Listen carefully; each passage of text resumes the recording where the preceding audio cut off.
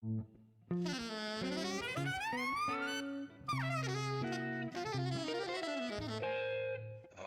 Jazz.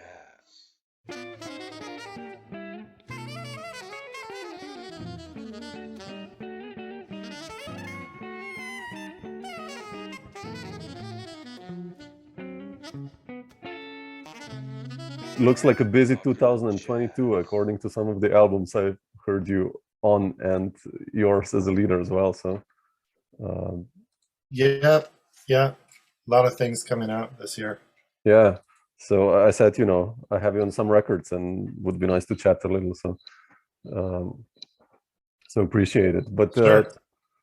I'll just jump in and ask you about assembly.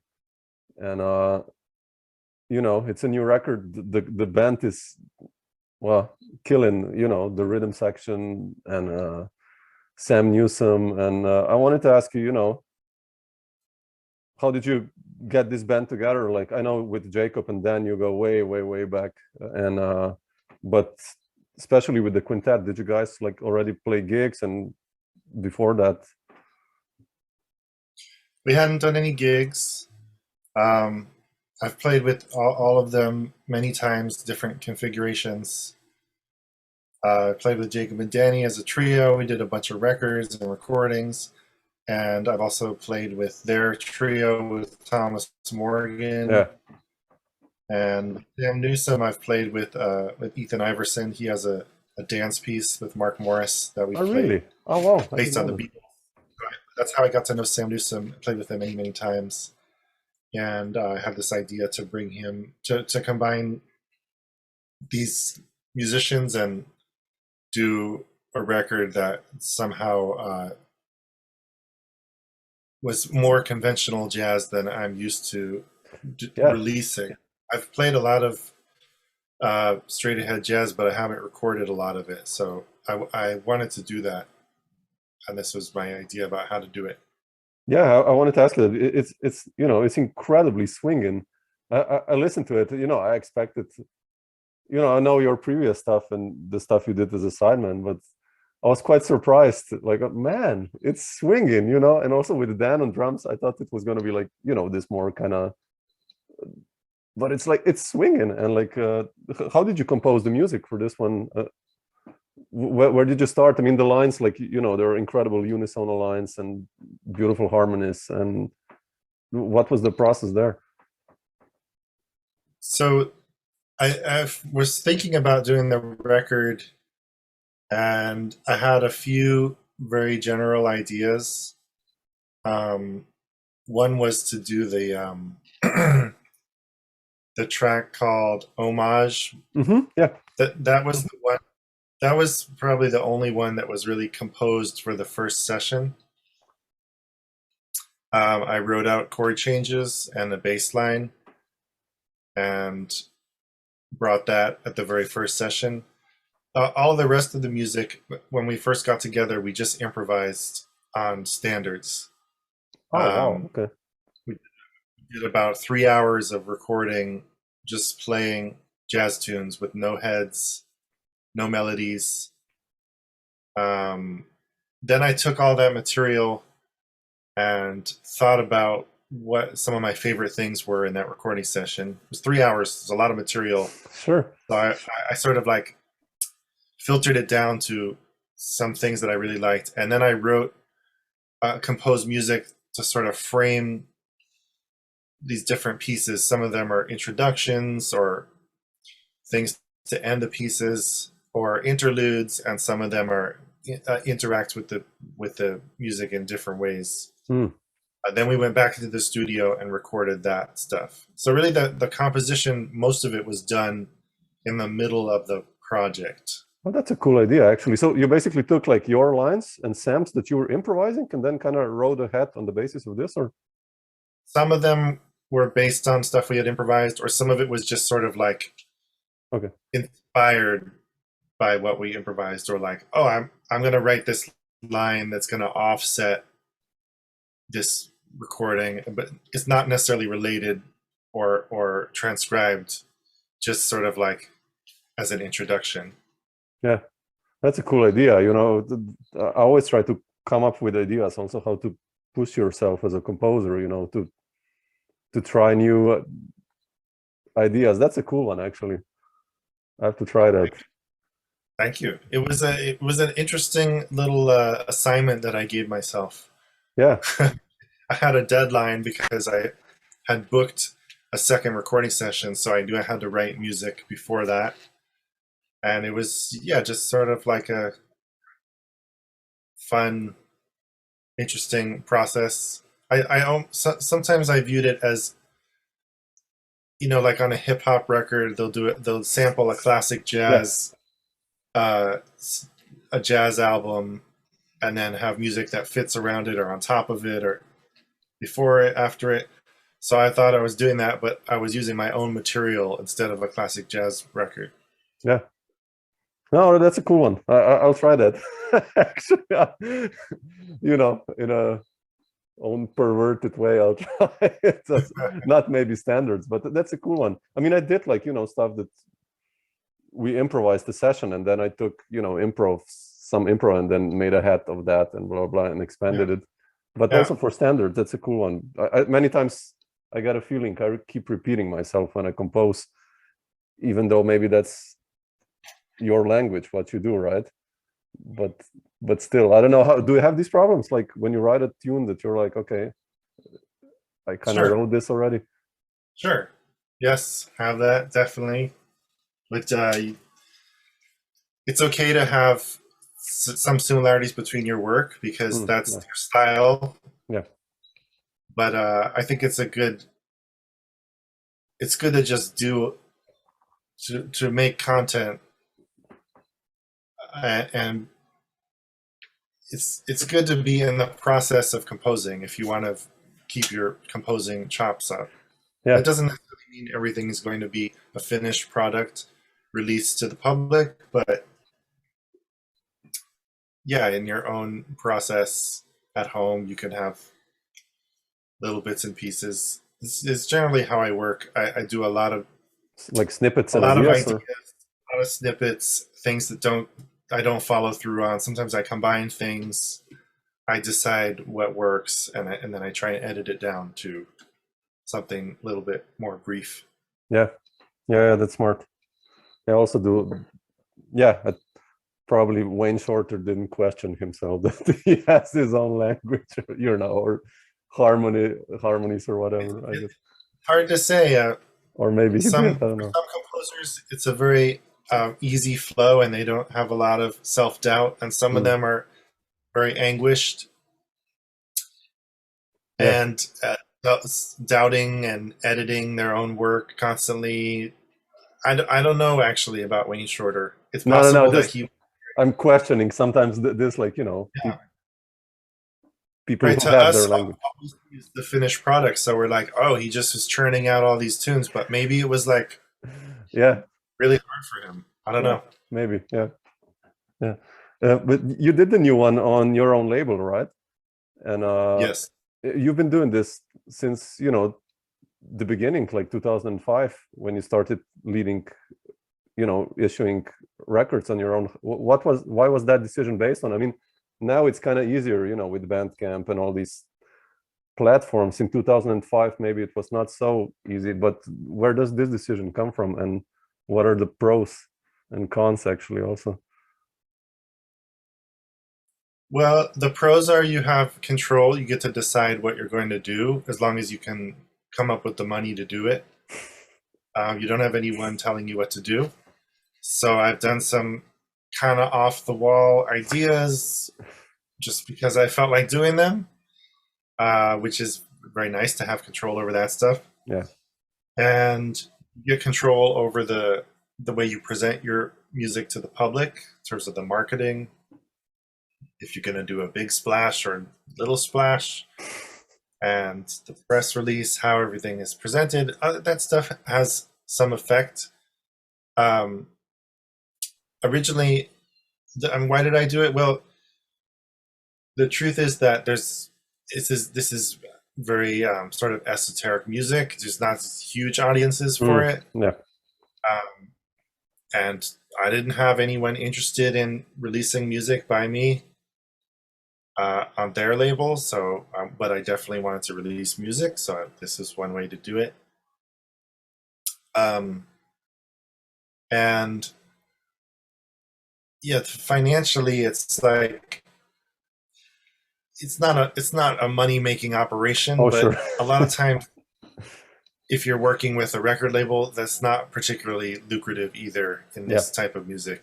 So it's sort of like that part doesn't make that big of a difference. Yeah. The cons are, well, you have to do a considerable amount of work behind the scenes. Some people find that part sort of like drudgery, tedious, but I think it's okay. You know, hiring an artist and determining the packaging and working with the duplicator and PR person and marketing and this type of stuff and making websites, it's okay, that part. And another con is that it's just generally it's harder to draw attention to your work. Usually the labels have some sort of their own publicity department, to some extent, but again, there's not that much difference at this point. I agree. Some of the little ones, if it's like a humongous label, you know, Blue Note, it's like, yeah, they're gonna make a big splash and do a big push. But for a lot of the little ones, they're hiring the same PR people that possibly an individual could hire if they scrape together the money. And even if they don't hire a PR person, there's still ways to get the attention of the general public and get the attention of journalists. So for me, it worked out. Yeah. I think everyone's been doing it now for the past 10 years. Even the big guys like Dave Hall and Dave Douglas, Chris Davis. I mean, like, everyone. Jason Moran, everyone, even in Europe. It has a history even before the digital age. Yeah, Byrne did it, and Jerry Hemingway in the late 70s, actually. And Max Roach and Mingus, they were trying to do it in the 50s and 60s because they wanted to control their own product. So, yes, it has a long history. And Sun Ra was doing his own. Oh, yeah, sure. Yeah. And they encountered a lot of the same issues, even back then. The struggle to get publicity and the financial aspects of it. So, yeah, I think sometimes we forget that now there are a lot of advantages to the way that the business is set up now for more experimental music. You can release... You're not bound by the time constraints of the album anymore. You can release short things, long things. You can release many things or very few. And these are all actually advantages for an artist. Yeah. That sometimes we take it for granted. But, in the 1980s, you might be signed to a label, but you couldn't release 20 minutes of music. And you certainly couldn't release a 1 minute Instagram video every day, which you can do now. It could be bad, it could be good, but it's a way. It gives you options. Yeah, I think that's positive. Yeah, I agree. There are so many. If you want to be active, you can be, and it's still hard to get featured in some big magazines and stuff like that. But still possible if you know people to get journalists, and if you do it long enough, I think. And especially like all these platforms offer you followers, and then you can build on top of that. So especially for our music, what we do, like you said, this creative something, I don't know what it is, hard to describe actually.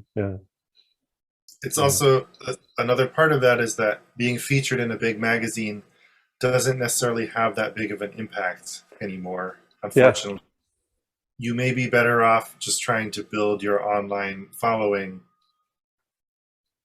and maybe you'll have more people listening to your music that way than the readership of some magazine or newspaper that sees a rave review of you or an interview. True. So Now you Yeah. have people that are very well known online who are basically unknown to the world of journalists, music journalists. It's a little bit disorienting, but this is the reality. Yeah, it's funny when the critics polls came out now on Downbeat. Did you see that? And Yes. for me, it's the most music is always the rising stars. Yes. And then, you know, you would have like, I don't know, Wadada Leo Smith as a rising star trumpet player or someone like that. It's sad actually, you know, like what are you doing? You know, Yes. it's It seems like it's not very well defined what people are supposed to vote on. yeah, exactly. There should be an age limit or, you know. Yeah. It's also like, okay, so Curtis Fuller passed away last year.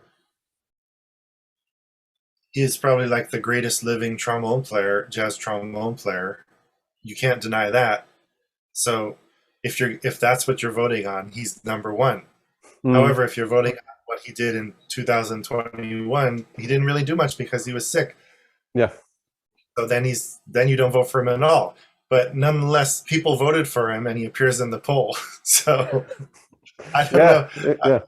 People, there's no rules about how you're supposed to treat the voting process. Yeah. I don't know. It's a little bit baffling to me.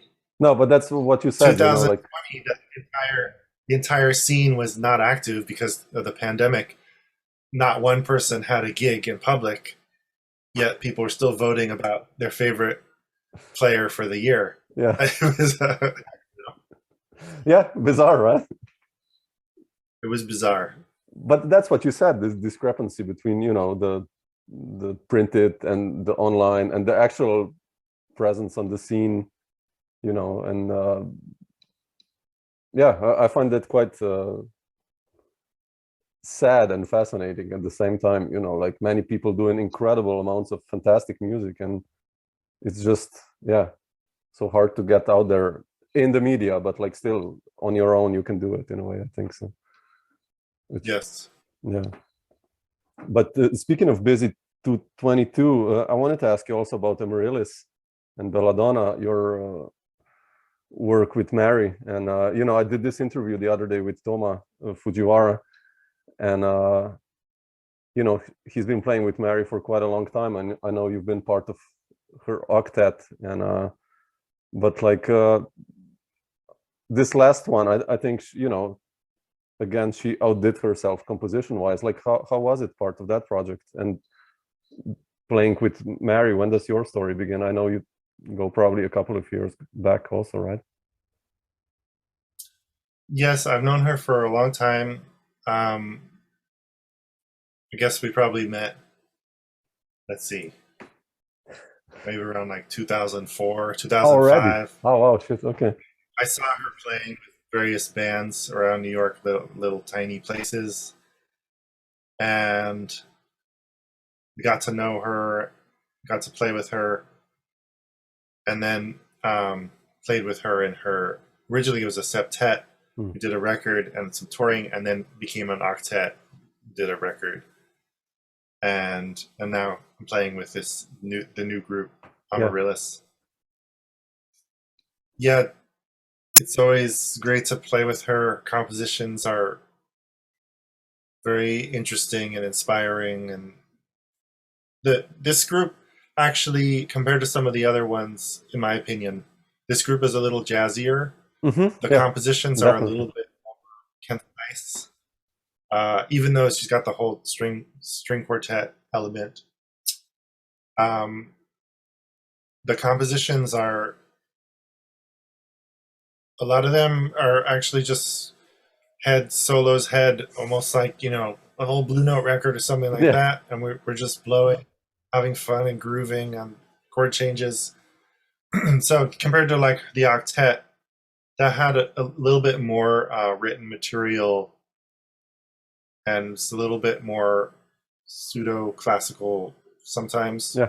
So this one it's like a fun grooving band. Yeah, it sounds completely, it's quite different in her mean, it's it's a continuation, but still, I was quite surprised when I heard it. Like, man, okay, that's cool now. A different vibe going on. Yeah. It's so nice. It's like with your record, the same, kind of. Yes, I guess we found different ways to sort of come to the same place. Yeah. But with Mary, I'm always fascinated by the way she makes her compositions. They're kind of mysterious and accessible, but unpredictable. Mm-hmm. She has a way of treating harmony and melody, rhythm in an unpredictable way and avoiding cliche, which I think is very interesting. Yeah. Very difficult to do. Are you guys going to play some gigs? Element with this band? Yeah, this year. So we've been playing. Yeah, we played a bunch of gigs in May around the United States, and we did some last year.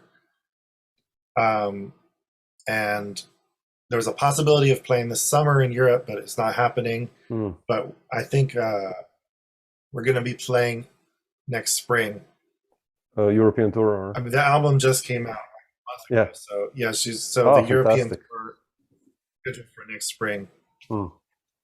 And she has a few other gigs in the States too in next spring. Oh, fantastic! I hope to catch you guys live in Europe next year. It's gonna pick up. Things were so unpredictable this year that it couldn't happen. Yeah, sure. But, so this will be a fun band, I think, to see live. Because you probably stretch it out even more. Or... We played in May. We played in Portsmouth, New Hampshire, and in Brooklyn, and in Canada. Oh, wow, fantastic! And it was really fun. Yeah, can imagine. Super! Looking forward to this one. So, but I wanted to ask you. You mentioned Curtis Fuller, and what were the going back to your teenage years, let's say, what were the triggers you started playing, especially jazz trombone? I mean, was it like Curtis or was it J.J. Johnson, or like you remember that first moment that inspired you? I liked a lot of the very typical superstars of the instrument. J.J. Johnson was my hero. Still is. Oh, okay. Like the all-time greatest. I also love Jack Teagarden. Beautiful melodic sense. Yeah. And I like a lot of the others I find fascinating. Curtis Fuller and Roswell Rudd and many players that are that people talk about all the time. But apart from J.J. Johnson, I studied very intently. I was really inspired by trumpet players and saxophone players and piano players. Oh, really? Okay. More than trombone players. I mean, I have the utmost respect and love of J.J. Johnson, but I love Miles Davis and John Coltrane and Joe Henderson, Wayne Shorter, Sonny Rollins, Charlie Parker. Those are my idols. And those are the people that I've studied their music. Happens that they don't play trombone, but I was always trying to figure out how to translate their vocabulary to the trombone. Did you transcribe like solos of those guys? Transcribe solos, yeah. Oh, wow, okay. Yeah, I love that too. The horn players. They appeal to me. They appeal to me more. I think I love bebop and this period, like the late 40s, late 50s. But I found myself drawn to like the 60s and the period when people started to stretch harmony and modal music and sort of like more abstracted linear vocabulary of snaky lines. And so in terms of trombone, the trombone players didn't really do that style. Yeah, we have these fabulous trombone players, Johnson, Frank Rosolino, Curtis Fuller, that played bebop and hard bop at the highest level, but because of their personal taste, they didn't really go into like the language of Woody Shaw or something like that. It's no slight on them because they're fantastic musicians. It's just what they were, who they were personally. Yeah. But in the world of like saxophone, trumpet, piano, guitar, you have this whole world of the very harmonically complex, more abstracted vocabulary with all these different players, many players. And so that's what I was attracted to studying that. And you just there's no trombone players who did that in the 60s. So you study Freddie Hubbard, Woody Shaw, that's what you study. Yeah, definitely. I love those players. Yeah. Well, what about the European trombone tradition, like Albert Mangelsdorff and players like that? Did you check them out as well, or? Mangelsdorff is amazing, very interesting. He's had some great records, like one with Elvin Jones and one with Jaco, and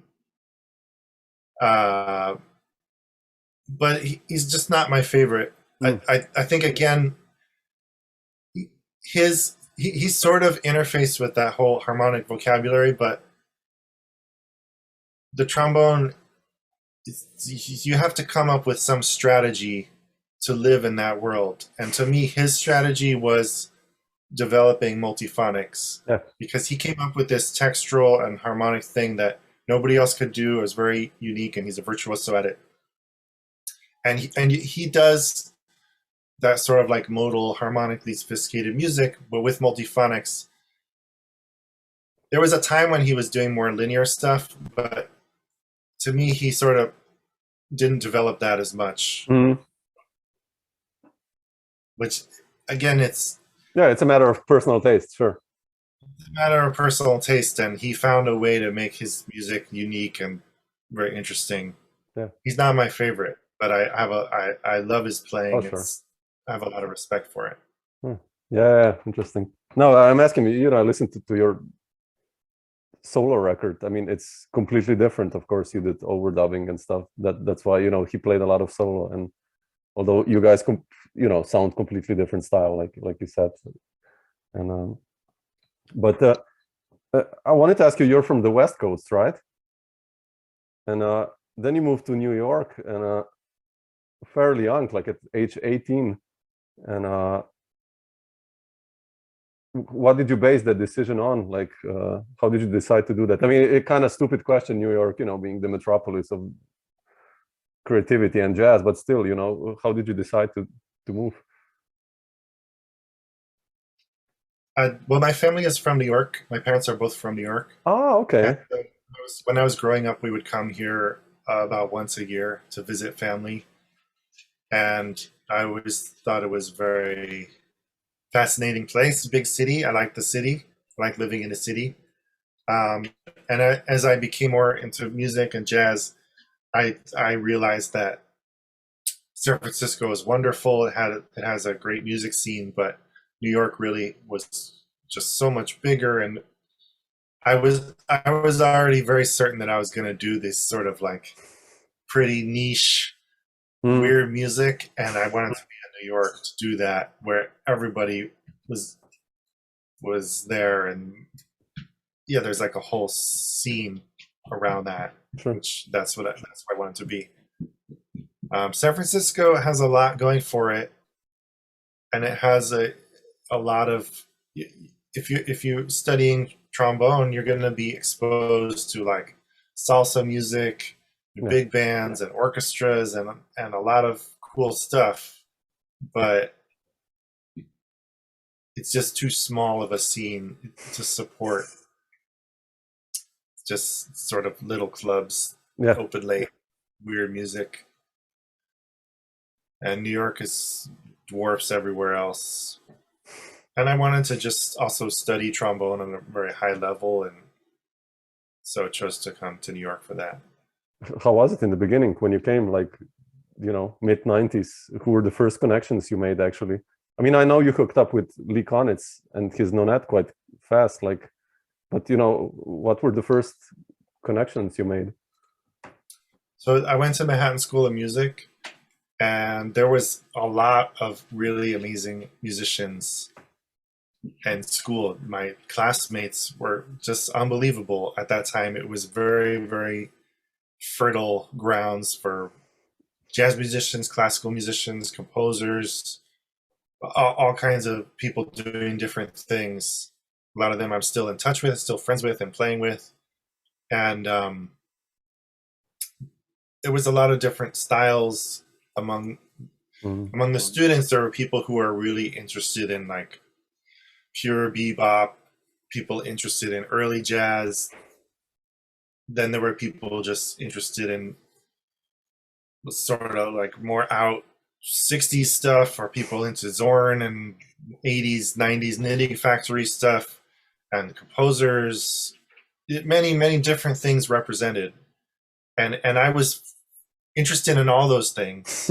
I really loved everything. And I love classical trombone and symphonies and, you know, Brahms and Beethoven. I love that too. So you could sort of, you could be friendly with all these different people with different tastes and explore those different aspects of your interests. Every day it could be something else. Like you spend a day listening in the library to like Schubert symphonies or something, and then the next day you could be like go see Charles Gale downtown in the East Village playing it. So it was great. It was you just like exposed to a lot of stuff, and I tried to stay busy, not just in school. I would play in I would get hired to play in big bands for other schools, because like the new school, they never had enough trombone players, so they hired me, I think, for like $10 a rehearsal or something.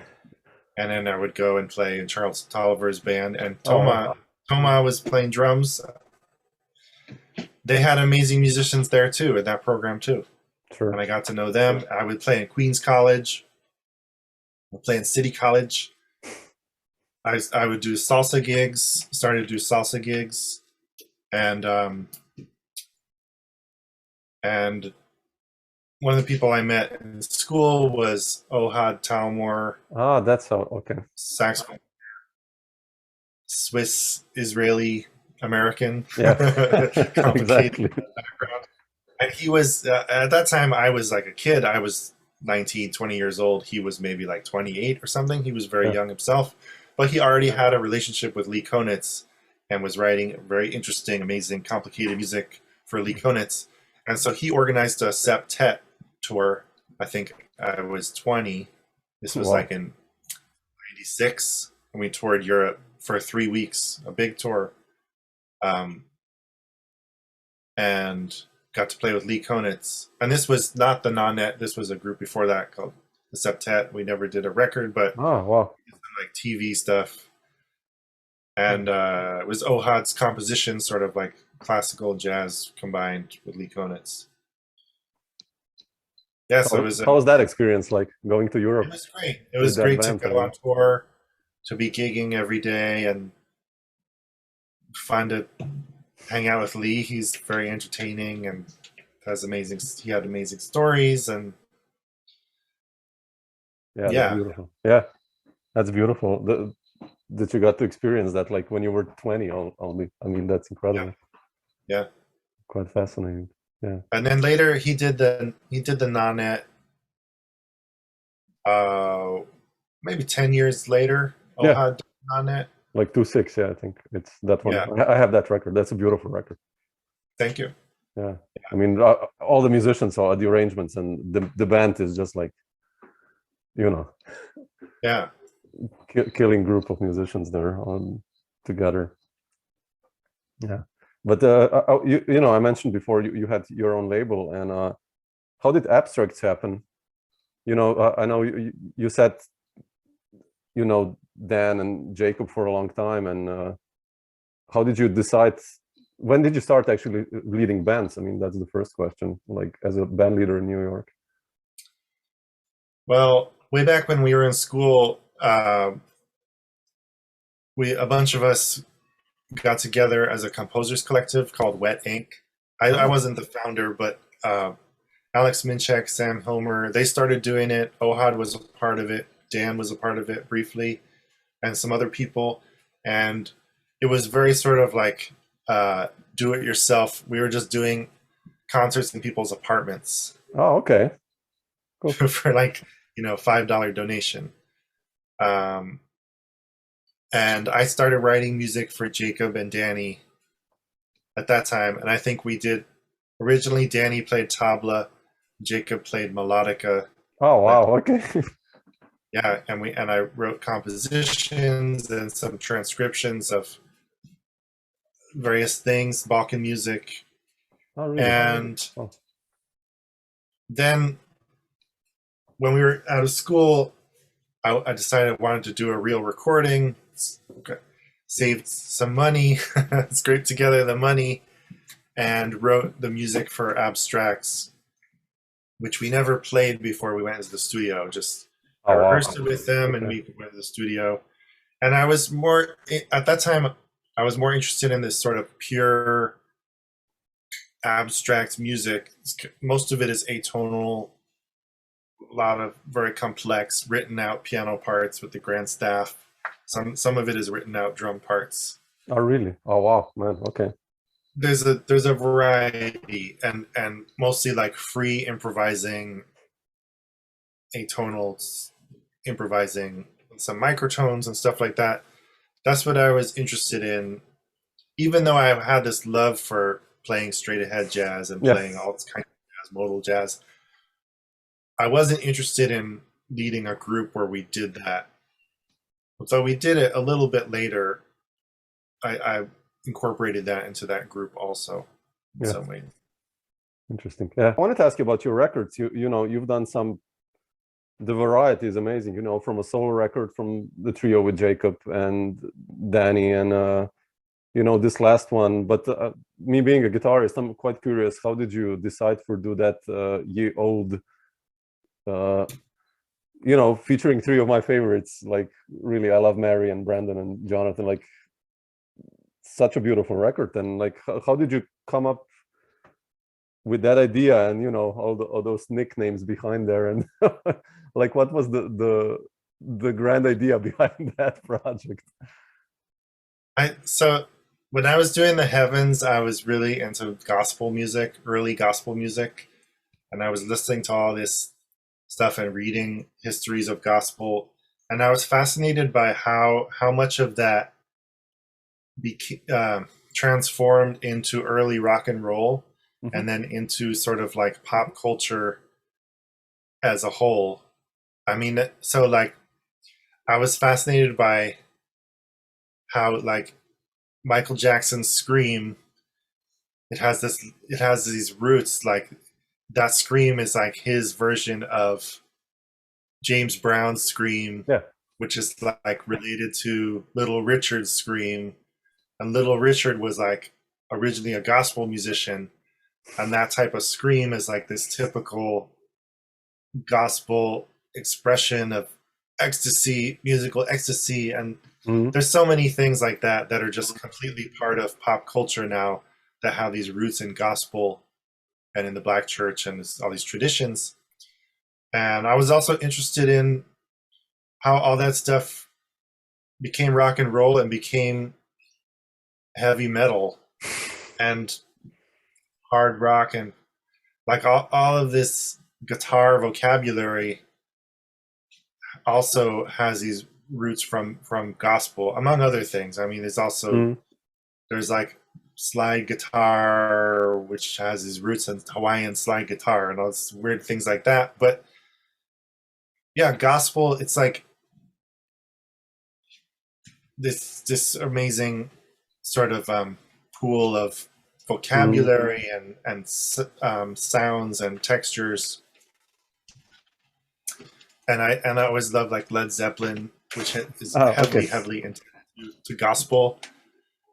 Through those Chicago blues guys who were doing their, you know, the electrified, sexy, secular version of gospel songs. That, like, the guys in the 30s, they're singing about Jesus, and then in the 50s it becomes about a woman, and then 60s and 70s the white English guys are taking it. Exactly. And I just, the whole thing was so fascinating, you know? It's like, it's just so fascinating about world history and the way that people are like taking stuff from each other. And so doing this heavy metal thing with 3 guitars is like a natural extension of doing gospel in some ways. That's cool. And I also like, I was thinking of putting together an unusual ensemble, and I like the idea of like, rather than being like, oh, I'm going to form a jazz quartet, so I'm going to need a piano player, a bass player, and a drummer. I like this idea where you're just like, I want to play with musicians that I like. It doesn't matter what instruments they play. Yeah. I'll just put them in the group and then figure out how to orchestrate the group. And so I love these guitar players, so different from each other. I thought that would be a cool idea to sort of explore this like metal rock and roll sound with no bass. But the guitar, you can cover so much bass because of the range of the guitar, and also the trombone is actually like the same lowest note. So you have so many different options there. I wasn't worried about that part. And then I also love like pop culture, and you know, I grew up in the 80s, and there's all these goofy pop culture references that I try to put in the record. And then I was fascinated by architecture, so I came up with this way to combine everything. Yeah, it's way different. Probably they never played together, of course, right? Mary, Brandon, and Jonathan. No, but I mean that maybe two of them. Yeah, but never the 3 of them. I don't think. Yeah, they must have loved Yeah, it's it. unusual for a guitar player to play with the other guitar player. So I think they thought it was really fun. It was great to hear how different they were. Yeah. Even it would be like, oh, you can rock out on this tune, but if you tell someone that, their approach compared to another person is completely different. Yeah. Like even Mary, I was like surprised. A lot of times she would do a straight tone, even though I was like, oh, this is like really heavy. She was doing a straight tone. It's like, whoa. And she sounds really dark and heavy. Most guitar players, they're like right for the distortion. That was her approach, and it makes a great contrast. Yeah. No, it's I love these these stories when guitar players especially blend, and especially such creative players like in this genre or whatever, because it's so beautiful to hear their approaches, like you say, to to tune, or like how to go somewhere out. Like really beautiful to hear those guys play together. It was a nice idea, I think. So thank you. You should do part 2 or something. I should, yeah. That would be fun. Guitar gigs out there. So, but yeah. But otherwise, I wanted to ask you about your Kronos Quartet connection, which has been going on for quite a long time. And how did this begin? You're like everywhere, composing and arranging, and doing all this wild shit from all the areas. But how did the Kronos Quartet story begin? I was working with Slavic Soul Party, which is like a brass band, a Balkan brass band, and doing a lot of arrangements and transcriptions, many transcriptions of Balkan music, like 40 or 50 arrangements for them. And we opened for Kronos Quartet. Oh, okay. And I got to talk to David like at the sound check about Balkan music, and talking about transcribing the little details. And then a few weeks later, he was like, hey, can you transcribe something for me of music from Iran? And I did it, and they liked what I did. And so they just kept asking me to do many different things. Oh, interesting. That's how it started. Yeah, and you still cooperate with them, or like every now and then? Or yes, we just did a whole festival, Kronos Festival in San Francisco in April. I was the artist in residence, and they did many pieces of mine and played my music, and I played along with them, and did some new things with them. So yeah, we have an ongoing relationship. Did you record this? Some of that stuff was already recorded and released on various other records. Yeah.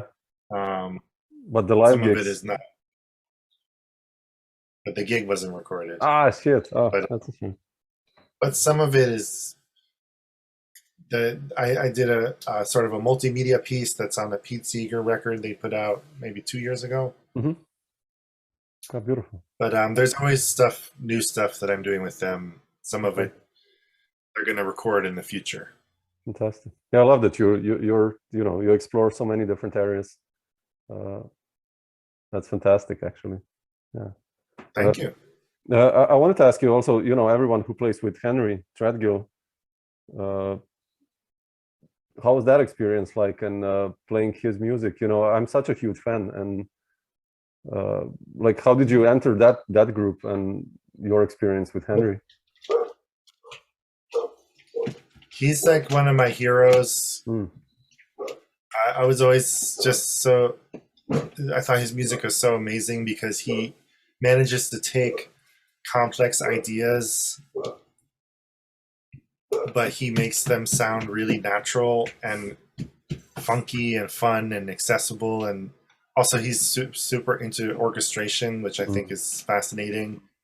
And he's always using unusual instruments in very cool ways, like the group with 2 tubas. And I love what he does. I think Jonathan Finlayson put us in contact. Oh, okay.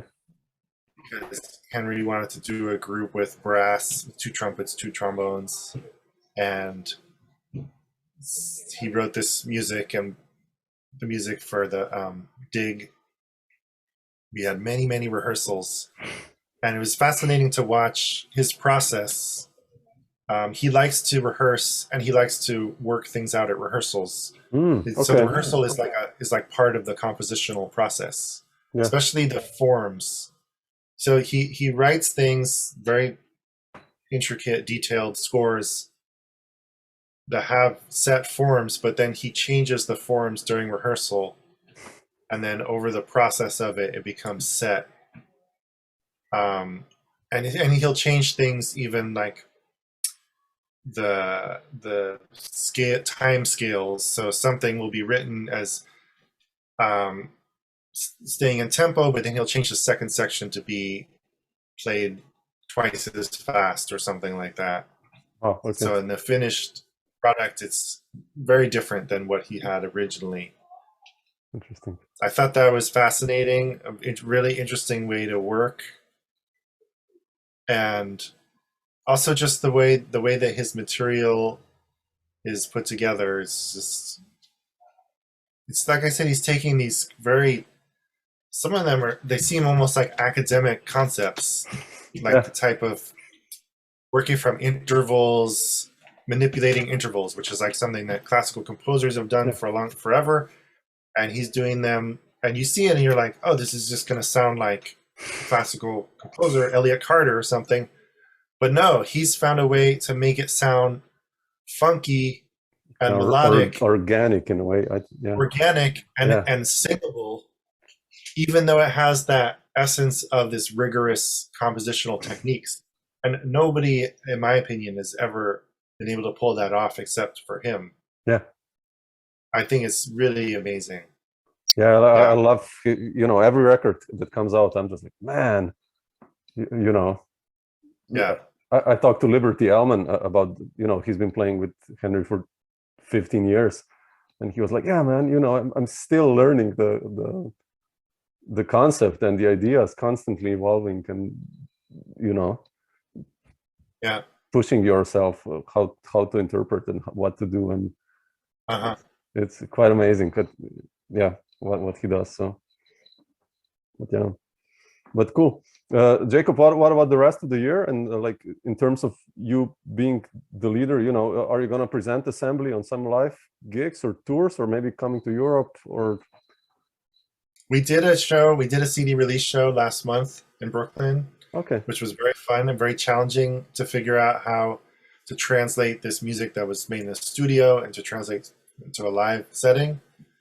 But it was fun, and I'm hoping to do more. Nothing is set right now, but everything is, up in the air.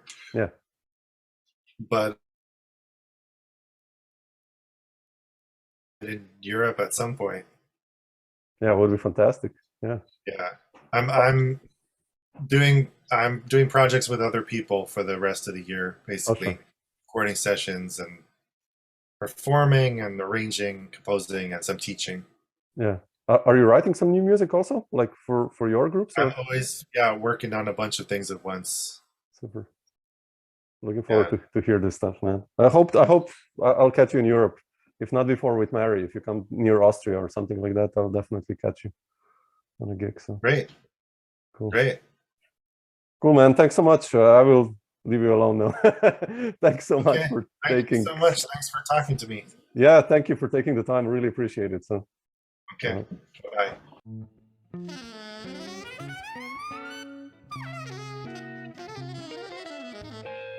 Dr. Jazz.